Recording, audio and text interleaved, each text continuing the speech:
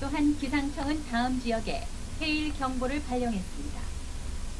지바현 우찌보, 이즈제도, 홋카이도 태평양 연안 동부, 홋카이도 태평양 연안 중부, 홋카이도 태평양 연안 서부, 오가사와라 제도, 아오모리현 일본의 연안, 높은 곳에서는 2m 높이의 해일일 가능성이 있습니다.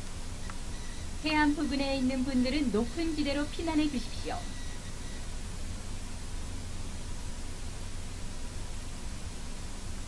As a result of a magnitude 7.9 earthquake that occurred earlier, the Meteorological Agency has issued a major tsunami warning for the following areas.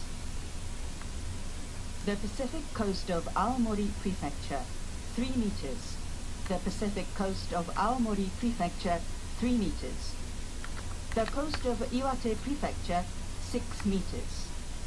The coast of Iwate Prefecture, 6 meters. The coast of Miyagi Prefecture, over 10 meters. The coast of Miyagi Prefecture, over 10 meters. The coast of Fukushima Prefecture, 6 meters. The coast of Fukushima Prefecture, 6 meters.